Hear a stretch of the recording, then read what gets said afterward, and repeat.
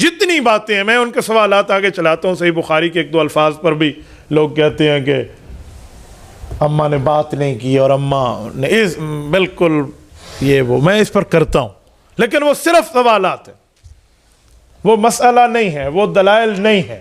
اب ذرا سمجھیے اب کیا ہوا. اماں جان راضی ہو گئی.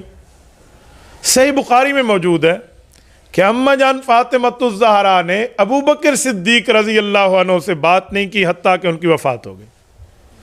تو یار لوگ اس پہ حاشیہ چڑھاتے ہیں، سنیں کیا کہتے ہیں، دیکھا اماں فاطمہ ناراض تھی تبھی تو بات نہیں کر فوت ہو گئی. ان سے میں دو سوال کرتا ہوں، پھر اس کا جواب دیتا ہوں. پہلا سوال یہ ہے کہ کیا اماں فاطمہ نامحرم سے باتیں کرتی تھی؟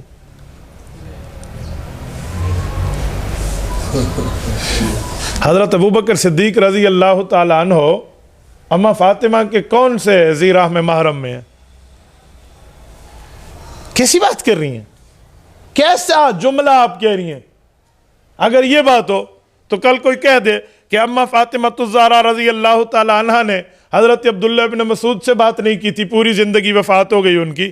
ابو ذر غفاری رضی اللہ عنہ سے بات نہیں کی تھی، پوری زندگی پھر ان کی وفات ہو گئی. حضرت مقداد سے بات نہیں کی، پوری زندگی ان کی وفات ہو گئی. حضرت سلمان فارسی رضی اللہ عنہ سے بات نہیں کی، پوری زندگی اماں فاطمہ فوت ہو. کیا مانا پھر ان حضرات سے بھی اماں ناراض تھی؟ یہ میرا پہلا سوال ہے. نمبر دو، اماں فاطمہ نے بات نہیں کی حتیٰ کہ فوت ہو گئی، کس مسئلے پر؟ یہ تو بتائیے، کون سے ٹاپک پر؟ میرا پتر تیرے بس کی بات نہیں ہے کہ تو اس کا جواب دے سکے. میں بتاتا ہوں. یہ تو اماں فاطمہ اور ابو بکر کے آپس میں رضا کی بات ہے کہ ابو بکر نے جواب دیا، اماں فاطمہ مان گئی، اس مسئلے کو دوبارہ اٹھایا ہی نہیں ہے. یہ تو یہ ہے کہ اس مسئلے پر پھر بات نہیں فرمائی، اپنی رضا کا اظہار کیا اور تو نے بات کو بھی تنگڑ بنا دیا. نہیں، اماں فاطمہ نے بات کرنی ہے تو گپ شپ کرنی ہے تو حضرت علی المرتضیٰ سے کریں، حضرت امام حسن سے کریں، حضرت امام حسین سے کریں، اپنے صاحبزادیوں سے، اپنے صاحبزادگان سے کریں. وہ ان کے نور نظر، لخت جگر، فیملی ممبر، خاندانی ہے اور اپنے گھر کے بندے. اماں فاطمہ گھر سے باہر باتیں کریں گی؟ اڑ گیا نا سوال.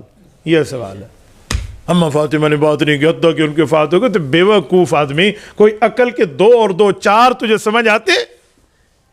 مسئلہ یہ ہے کہ آپ نے پہلے موقف سمجھا ہے، پھر آپ اس اعتراض کا جواب دے پائیں. اچھا، اگلا جملہ کہتے ہیں بھائی اماں فاطمہ الزہرا غصہ ہو گئی تھی. صحیح بخاری میں ہے غضبت. ہم کہتے ہیں صحیح بخاری میں جو لفظ غضبت ہے کہ اماں فاطمہ غصہ ہو گئی، کوئی اس حدیث کے کوئی آگے پیچھے، کوئی ادھر اس حدیث کی روایت، کوئی راوی، کوئی اور معاملہ بھی ہے؟ صرف یہی ہے؟ کچھ اور بھی ہے؟ اب یہ پتر نہیں بتائے گا. بھائی ایک راوی نے سمجھا کہ اسی لیے بات نہیں کی کہ وہ غصے میں آ گئی، اور اسی حدیث کو 19 راوی اور بیان کر رہے ہیں کہ اس کا معنی وہ مان گئیں اسی لیے بات نہیں کی کہ راضی ہو گئیں. تو جیسے غضبت کا لفظ ہے ویسے راضیت کا لفظ ہے. تو تجھے ایک لفظ نظر آتا ہے، دوسرا نہیں آتا، نؤمن بعض اور نکفر بعض بنتا ہے، تو فائنل ہو گیا. اچھا، یہ جو لفظ ہے غصہ ہو گئی، یہ اللہ کا ہے؟ جی نہیں. رسول اللہ کا ہے؟ جی نہیں. حضرت ابو بکر کا ہے؟ جی نہیں. حضرت علی کا ہے؟ جی نہیں. خود اماں فاطمہ کا ہے؟ جی نہیں. اماں فاطمہ کے کسی فیملی ممبر کا ہے؟ جی نہیں. اجی 100 سال بعد ایک مولوی صاحب نے لفظ کہا تھا، تو بھئی 100 سال بعد مولوی صاحب نے کہا تھا، اماں فاطمہ کے لفظ آپ کو نظر نہیں آتے؟ اتنی سی بات. کہیں گے صحیح بخاری میں. صحیح بخاری کے لفظ سے نہ ڈرا کرو، انہیں کہو صحیح بخاری میں کس کا لفظ ہے یہ تو بتاؤ. کل آپ کو کوئی کہے قرآن کریم میں ہے اللہ 3 ہے، اور میں دکھا دیتا ہوں کہ اللہ 3 ہے کی آیت موجود ہے، ان اللہ ثالث و ثلاثہ، کرو مانا، عقیدہ تثلیث ثابت ہے. تو کوئی پوچھ سکتا ہے بھائی یہ قرآن کریم میں کس کی بات نقل کی جا رہی ہے؟ پچھلا لفظ پڑھیں، لقد کفر الذین قالوا، یہ کافروں کی بات ہے. تو تجھے کس نے کہا تو ابا جی بن اور تمہیں بات سناتا پھر؟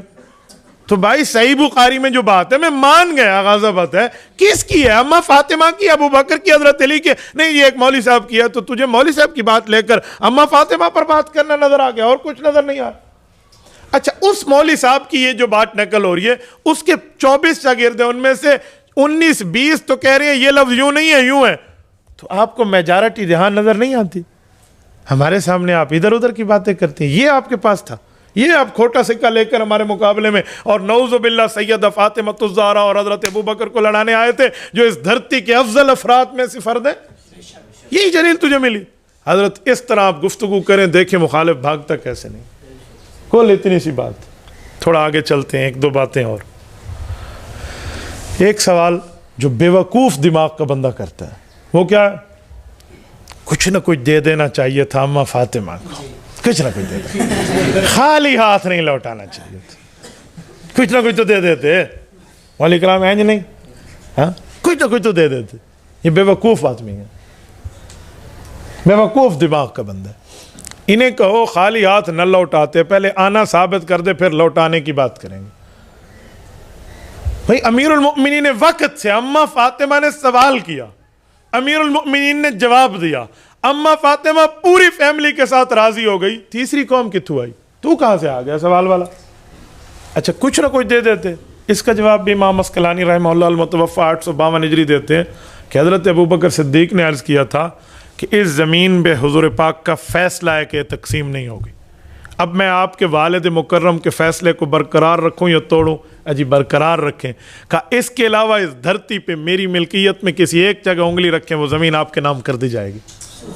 کچھ نہ کچھ دے دیتے والی بات کہاں گئی؟